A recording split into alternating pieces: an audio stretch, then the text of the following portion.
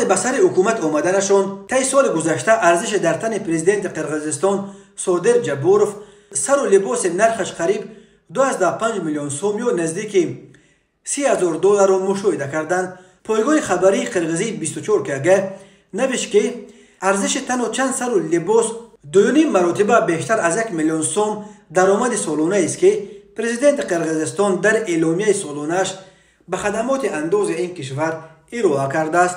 پرزیدنت قرقیزستان در سال 2021 نزدیک 1 میلیون سوم درآمد داشته است. این رقم در اعلامیه سالانه‌اش که خدمات اندوز قرقیزستان ماه دکامبر سال 2022 نشر کرد نشان داده است. بنا به این سند جمع درآمدهای صادر جبوروف در سال 2021 در عموم 997,803 سوم یا نزدیک 12,000 دلار را تشکیل داده است. این به معنی است که او هر ماه 83,100 سوم یعنی قریب 1,000 دلار معاش میگیرد.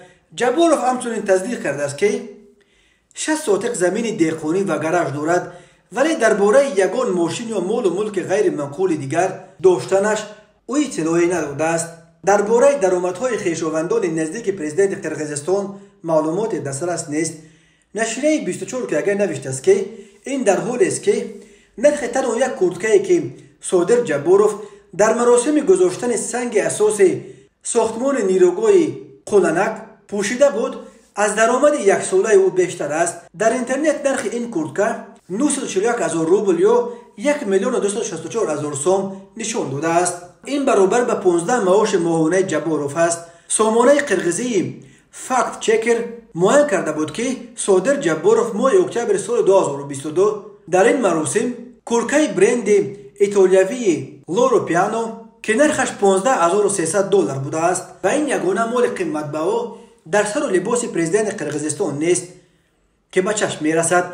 اخیراً در جلسه جنبستی شورای عالی اقتصادی اوراسیا صادر جبوروف در پایافزال گرانبهای پاشنه‌اش سرخ از برند فرانسوی کریستیان لابوتن خودنمایی کرد. نرخ این توفلی 72,000 روبل یا بیش از 1,000 دلار است که این بیش از معاش یک ماه پرزیدنت قرقیزستان می باشد. از این قبل جبوروف را در بازارهای بشکک کرتکه برند ایتالیایی استفانو ریچی در تن دیدند که نرخ آن 5,900 دلار یا 5 میلیون سوم یعنی برابر معاش 6 ماهه اوست.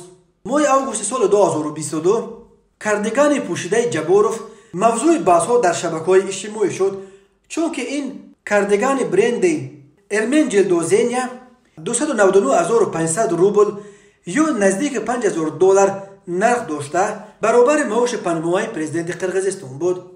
همسرش کرتکه برند تونی سایلر نرخش 124,000 روبل یا نزدیک 2,000 دلار که برابر 140,000 سوم و یا معاش قریب 2 ماهه پرزیدنت قرقیزستان است.